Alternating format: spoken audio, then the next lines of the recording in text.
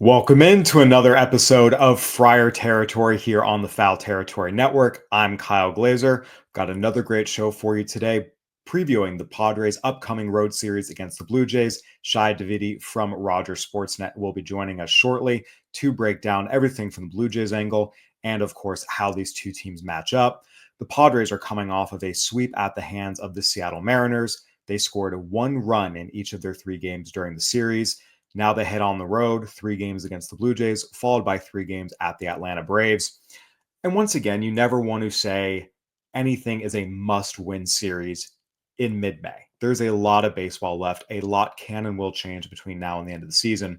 At the same time, there's no question that this upcoming series certainly represents an opportunity for the Padres to get right a little bit. They've been struggling. They've dropped 5 of their last 7, but the Blue Jays have dropped 4 of their last 6. So you have two teams that are coming in not playing their best baseball, not playing the versions that look like when they are able to beat anyone in the game. And for the Padres right now, this is a really, really key stretch. We talked a lot on our Monday episode with Mike Cameron about how the Padres really missed an opportunity to take advantage of a Dodgers slide a little bit. The Dodgers are 6-8 in their last 14. They got swept by the Angels over the weekend. And anytime you have the team that's in first place in the division get swept by a last place team, that's an opportunity for you to pick up a few games, especially when you're talking about a team like the Dodgers and how competitive the NL West has a chance to be. The Padres missed the opportunity.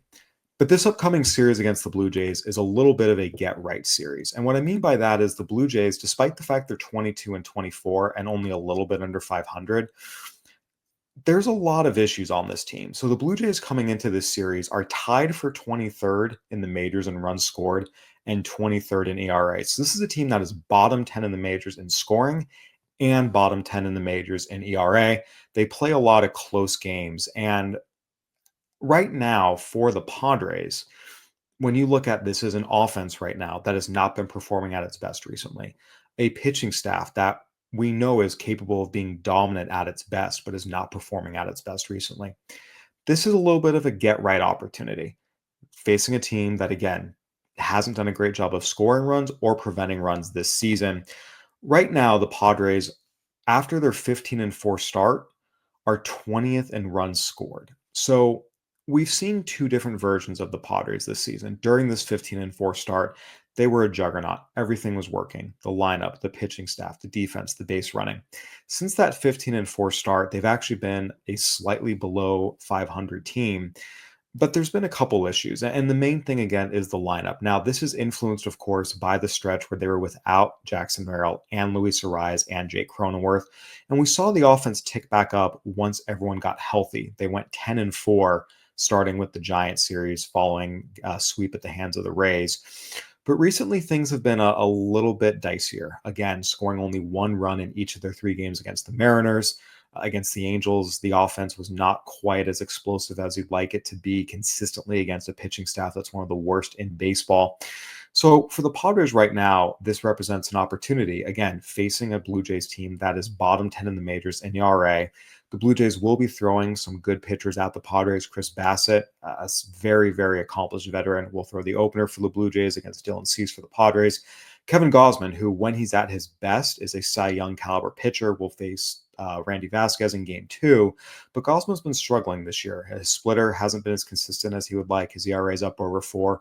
And then in the finale, the Padres face Bowden Francis, who at times last year showed flashes of success as a starter, but this year has really, really, really struggled, has given up the most home runs in the American League. So the Padres have an opportunity here to get their offense right against a pitching staff that, again, has struggled for most of the season. They also have some vulnerabilities in the bullpen. Jeff Hoffman has had some big blowups at the end of games, has an ERA over 5. So again, this is where the Padres offense needs to start getting back on track. And on the flip side as well, we've talked about how good this Padres starting rotation has been and how dominant their bullpen has been. But over the last 2 weeks, it's been a little bit of a struggle. Going back to the loss against the Yankees exactly 2 weeks ago, the Padres have a 5.44 ERA. That is 25th in the majors in that time frame. We've seen the bullpen look a lot more vulnerable. They relinquished leads in 4 of 7 games at one point, and even against the Mariners recently. Not that they lost the games because the bullpen did this, but we saw some 2-1 leads, 3-1 leads get away and turn into 5-1 leads. The Mariners scored late runs against the Padres bullpens on a couple of occasions. So the Padres bullpen has looked a lot more human recently. The starting pitching has not been nearly as dominant. There have been some good starts in there, don't get me wrong, but on the whole, this is a team right now that has not been pitching particularly well. And now they'll be facing a Blue Jays lineup that certainly has some threats. When you look at Vladimir Guerrero Jr., you look at Bo Bichette, you look at George Springer, who's having a nice bounce back here. Dalton Varsho has been hitting the cover off the ball since he came off the IL. Alejandro Kirk is hitting for average again. But once again, on the whole, this Blue Jays team has not gotten a ton of production from the bottom of the lineup. Anthony Santander, their big free agent acquisition, has really struggled. And again, this is at the end of the day a team that's bottom 10 in the majors in runs scored. And that's the type of offense you expect this Padres pitching staff to hold down. So, in a lot of ways, this is an opportunity for the Padres to get back on track and get right, get their offense rolling again, get their pitching staff rolling again. We'll see if they're able to do it. Shi Davidi will be joining us here after this quick word from our sponsors to break down the upcoming series. FT fam, let's talk about the HOF app. If you're into parlays, but sometimes you're missing the mark more than you would like to, can I introduce you to some serious analytics on an app that is easy to read and comprehend? And I'm sitting next to a man who knows how to place a parlay. Yeah, and the biggest thing is breaking down a parlay with this Hall of Fame app. There's the situations that you'll find easier to do. It's very helpful and understanding. And if you like, gambling, sometimes this is really good to know. So get on there, get on that Hall of Fame app and check it out. Yeah, this is info that will help you, okay? With a 4.9 rating in the App Store and over 6,000 5-star reviews, safe to say that HOF has already helped a lot of people bet smarter. For a limited time only, FT listeners can get a 7-day free trial and 50% off their first month when they use code FOUL at checkout. Download the HOF app on iOS or Android. Enter code FOUL and you're all set. All right, we are pleased to be joined now by the Dean of Canadian Baseball, Shi Davidi from Rogers Sportsnet, here to help us break down the upcoming series between the Blue Jays and the Padres. Shi, really appreciate you joining us today, especially knowing that all of Toronto is in mourning after the Maple Leafs lost yet another Game 7, getting blitzed by the Panthers at home. Well, nice of you to mention that, bring that up. But yeah, it is. It's been a dark, not even 24 hours yet here in Toronto, and yeah, a lot of mourning and a lot of soul searching, and soon going to be a lot more focus on the Blue Jays. Absolutely. The Blue Jays are 22-24 heading into the series against the Padres. This is a team that looked like it was on the rise. They came out of a rebuild, made the postseason 3 times in 4 years, and the year they didn't make it, they won 91 games. It really seemed like the Blue Jays were poised to become a perennial contender in the American League East. And then things have gone sideways. Last year, they fell back under 500. This year, they're under 500 again. They are tied for 23rd in runs scored. They are 23rd in ERA, bottom 10 in the majors in both. What has gone wrong? What went sideways here? Well, I think there are a lot of different elements to that, and yeah, I think that one of the most heartbreaking realities of the period that you just mentioned, the 3 and 4 years, is that probably the best team that they built, that was that 2021 squad, when they didn't end up making the playoffs. They had the second and third place players in the MVP race, and Vladimir Guerrero Jr., Marcus Semien. They had the Cy Young Award winner in Robbie Ray. They acquired Jose Barrios at the trade deadline, and they had multiple all-stars on that team, and that was really when they were at the peak of their power. But things have really started ebbing since they tried to transform themselves a little bit to find a bit more balance between offense and defense after the 2022 season and the trades of Teoscar Hernandez and Lourdes Gurriel Jr. The lineup hasn't been the same since, and really it crashed out last year with a number of different reasons. Part of that was some underperformance, but there were also some injuries, and the bullpen went from a strength to a weakness, the worst in baseball metrically in terms of WAR. They lost 7.5 wins in bullpen WAR from season to season. And this year they're a better team, and they are 22 and 24, as you mentioned, but they haven't clicked just yet. They're still going to get more offensive production from Vladimir Guerrero Jr., and Bo Bichette has certainly picked it up. The best of Anthony Santander is still to come. But the margins are continually thin for this team. They play a lot of 50-50 coin flip games, and that's sort of led them into what's a 50-50 coin flip season. And without the ability to augment enough via free agency, because they're already spending a significant amount of money, and then not having the farm system to replenish and change over some of the pieces in the core, they found themselves in that situation you don't want to be in as a club, when you're sort of in that murky gray. You're too good to tear apart, but maybe not quite good enough to be a top contender. In terms of how they're rolling coming into this series, they've dropped 4 of their last 6, and the Padres have dropped 5 of their last 7. So both these teams are coming in, again, not having had the best weeks.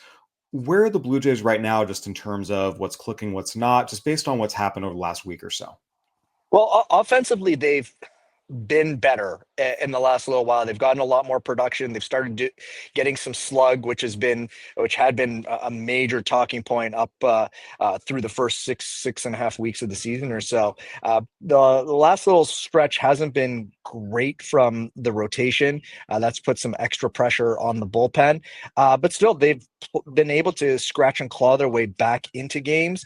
But the way this team is designed, the rotation, they need to be getting 6 innings out of their starters. They need to be getting a lot more quality starts than they've had. And if they're getting quality starts, they're going to have enough bullpen to lock down games. And so to the 2 losses that they had to the Tigers over the weekend, that they're hit away in both games or pitch away in both games from maybe ending up with a sweep. They played the Tigers a lot better than 2 or 3 would look. But again, the margins are really, really thin for this team right now. And so they need to play, in the words of manager John Schneider, really tight baseball. And maybe at times they haven't been quite as tight as they need to be. You mentioned that starting rotation. The Padres offense recently has been scuffling a little bit. They haven't been terrible, but since a 15-4 start, they're hitting only about 250 as a team, and they're averaging 4-ish runs a game. They're 20th in runs scored in that time frame. The Blue Jays haven't formally announced their starting pitchers for this series, but if they stay on rotation, it'll be Chris Bassett, Kevin Gausman, Bowden Francis. What have you seen from each of those three? Obviously, Bassett and Gosman are veterans with a lot of success in their past. Bassett's been good this year. Gosman, okay, but you still trust him to do well. Bowden Francis had some bright spots last year. This year's been a little bit of a struggle. What should the Padres be expecting from these 3 starters? Well, I think you gave a good summation of each of the 3 guys. I mean, Bassett has really, I hesitate to use the word renaissance, but he's had a tremendous season. He's been really everything the Blue Jays could have hoped for, probably even more. And he'll pick at flaws and find, fault in the starts where he hasn't been great. But, he's really given the Blue Jays everything he could ask for. Kevin Gausman is having a very weird season where there are times that he looks like he's incredible and the fastball is just great. And then, he'll have the splitter. But, after his last start, he talked a fair bit about just how inconsistent his splitter has been and how weird that is for him, because it's really been a pitch that he could always fall back on and just feel confident would be there for him. It hasn't been that way for him so far this season. And so he sometimes, start to start or even inning to inning, having to try to make adjustments on that splitter to get it to be the weapon that it has been and can be again. So that's sort of where he's at. And Bowden Francis is just having a really weird year. I believe, I haven't checked this in the last couple of days, but he was leading the major leagues in home runs surrendered. He's given up a lot of hard hit balls, but he's also been good at times. He's taken some damage third time through. A bit more than certainly last year, when he was far more effective in that. And so he's talking a lot about his command, his fastball location, being trying to find ways to be a little bit more consistent with that. But another guy who was a bit frustrated after his last outing and just really searching for some answers. So this is going to be one of those series where you take a struggling offense and maybe a couple starters who aren't their best, and it's who finds an avenue to correction in the contest. Absolutely. And one thing the Padres have done a lot of this year is stage late game rallies against bullpens. We've seen throughout the season, they've gone into seventh innings, tied or trailing, and come back again and again and again. It's been a theme with them. The Blue Jays went out and signed Jeff Hoffman, brought him back to the organization, and he has really struggled as their closer, ERA up over 5. What's the state of this bullpen right now?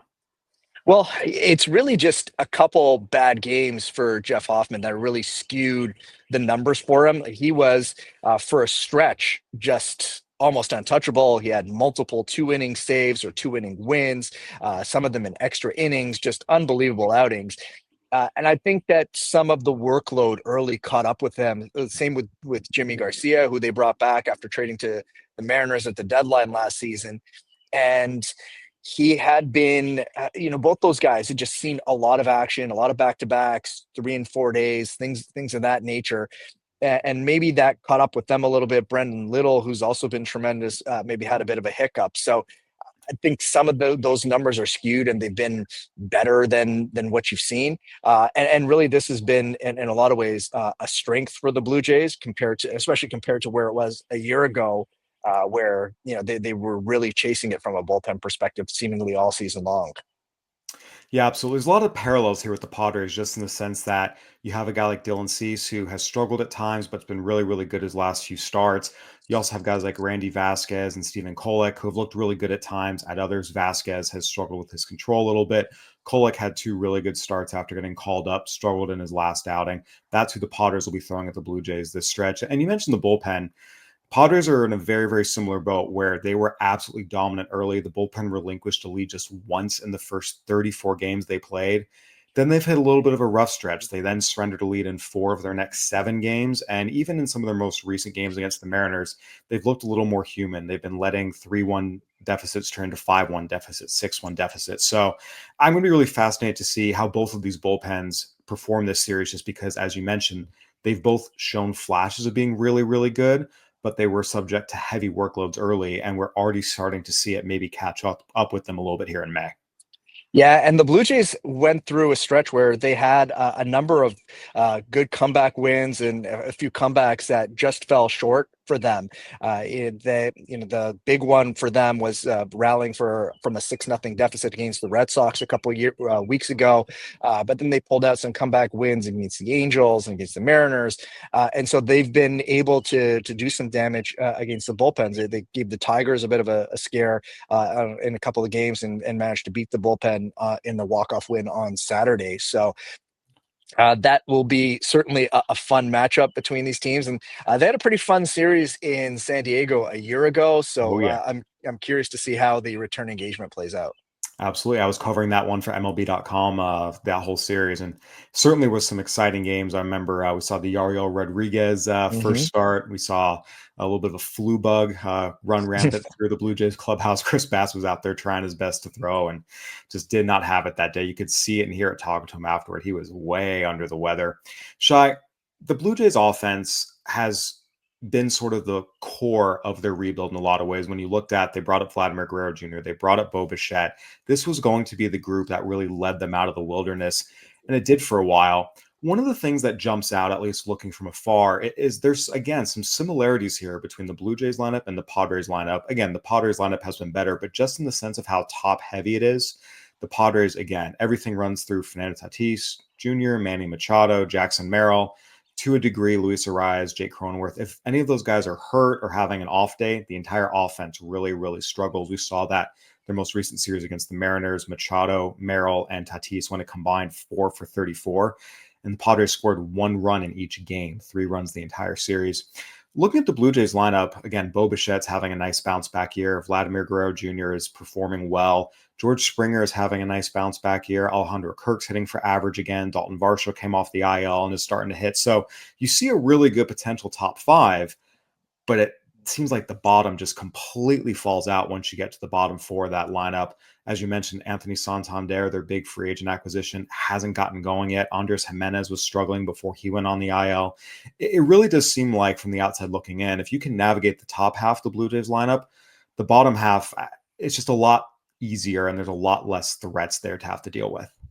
Yeah, I mean, I would probably phrase it a little bit differently than that because they have gotten a lot of big hits from the bottom of the lineup in different spots. Ernie Clement had the walk-off single on Saturday, and that's not necessarily the guy you think is going to be the walk-off hero in a game, but he's had his moments and had his streaks, and really, I think the bottom of the lineup, by and large, has been okay. Certainly, there were times where Andres Jimenez began the season in the cleanup spot because the really by default at that point in time, and he had a nice stretch before going really cold and then eventually getting hurt.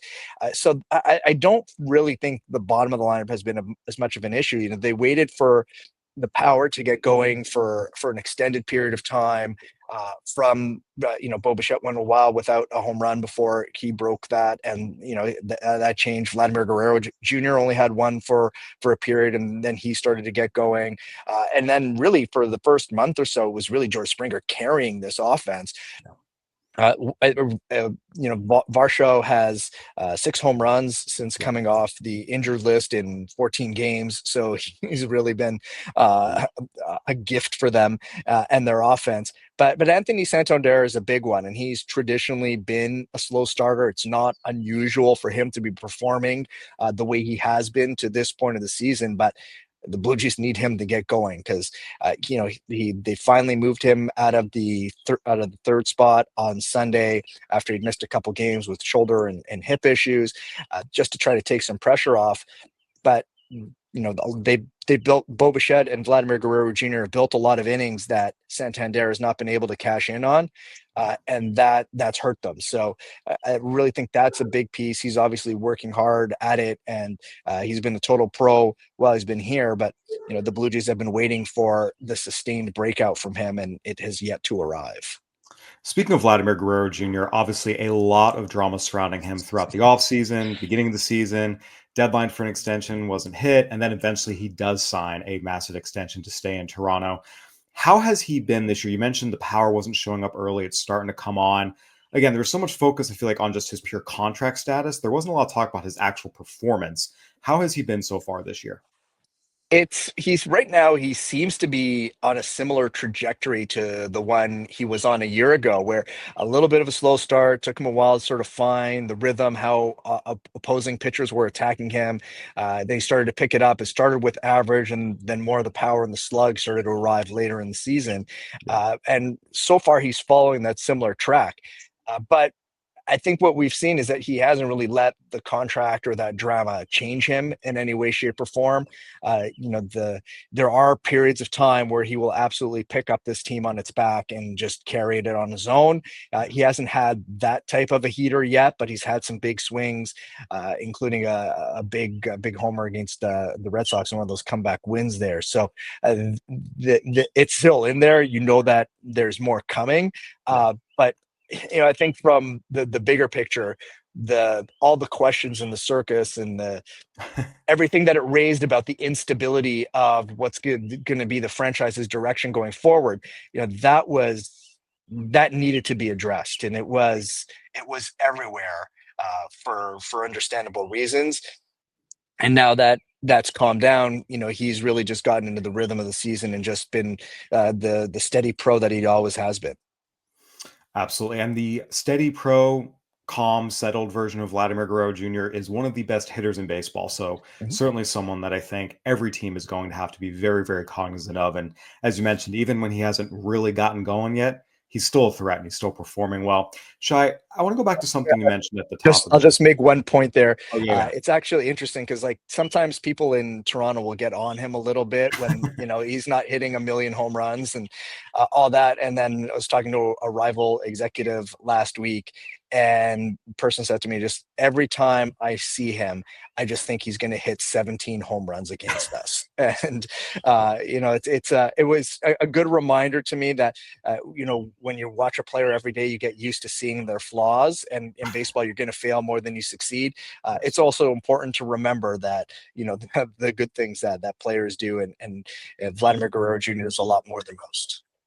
Absolutely. And we're seeing that too in San Diego right now. The Padres getting swept by the Mariners, the offense really scuffling. There's a little bit of alarmism, and you have to take a step back and realize this team has a 600 winning percentage. They were 10-4. right before that sweep in that stretch and had won 4 or 5 series entering that sweep. So again, everything is relative. It's important to keep the big picture perspective. Shai, you mentioned at the top of the show that the Blue Jays have a very thin margin for error and they have to play really, really tight, clean baseball. One of the things the Padres have feasted on this year is other teams' mistakes. This is a team that plays very, very fast, very, very aggressive. They haven't been stealing as many bases as they were early in the season, but they're very, very aggressive on reads in the dirt, maybe taking second, or in the case of Tatis and Machado, taking home on balls that a lot of other players wouldn't even try to run on. We're seeing contact plays. We're seeing a lot of first to third, second to homes, first to homes on doubles in the gap. They really, really play a kinetic, high energy style of baseball. And we've seen that throw some teams off, catch them flat footed, force them into mistakes. And all of a sudden, 1 or 2 errors becomes 1 or 2 runs and the Padres are off and running. How have the Blue Jays been this year just in terms of defensive fundamentals and playing that tight, clean baseball? Well, remember, they were one of the best defensive teams in the game last year with the team Gold Glove, and this year, they're catching their catchers throwing. As of Friday, was third in the majors. I haven't checked it in the past few days, but they've been very good at getting runners on base and holding them, giving their catchers a chance to throw them out. Defensively, they'll obviously be better when Jimenez is back, but Ernie Clement, who's played some second in his absence, is another very, very good defender. They've got a rookie at third base and Addison Barger, who's covering a lot of the work there right now with an absolute laser for an arm. He's somebody who can probably hit 100 if he needs to, with the way he throws. So they've got a lot of tools around that. One interesting thing is Dalton Varsho, who is a Gold Glove center fielder, but he's coming off a shoulder surgery, and we saw this on what turned out to be the game-winning base hit on Sunday from the Tigers. Spencer Torkelson dunking a ball into center, ends up bringing Gleyber Torres home, and there might have been a shot to get Torres at home, but the Dalton Varsho can't unleash quite the way that he was. And it's something that I'm sure, knowing some of the Padres coaching staff, that they're going to be looking at closely and be trying to find ways to take advantage of. Yeah. And Dalton Varsho's average throwing this year is nearly 20 miles an hour down from where he was at last year. Yeah. So it's understandable because he's come back very quickly from a very significant shoulder surgery last summer. And offensively, it isn't an issue, but that's the one part of his game that leaves the Blue Jays a little bit vulnerable. Yeah, and that's certainly a situation where the Padres, just knowing their coaching staff, knowing Mike Schilt, knowing the style of baseball they like to play, if the opportunity arises, they certainly will try and exploit that. Shai, we've talked a lot about how the Blue Jays match up with the Padres from the Padres perspective. Heading into this series, what are you most intrigued to see? What do you see as the key matchups from the Blue Jays side of things? I think right now, a lot of the focus here is just on the Blue Jays, just putting all their pieces together, right? The type of lineup that the Padres have, I mean, it's going to be a challenge in a number of ways, as we were just discussing. But it's, to me, I'm looking for, does Chris Bassett find a way to keep rolling? This Kevin Gausman find his splitter? Is Banner Francis better with his fastball location? Does Anthony Santander start going? Those are the issues. And to me, I think the Blue Jays, as they should be, have had a lot of focus on what they need to do internally. The American League, there are a lot of teams who seem to be having different versions of the same season, and they're fortunate that the league has not run away from them in any way, shape, or form, and neither has the division.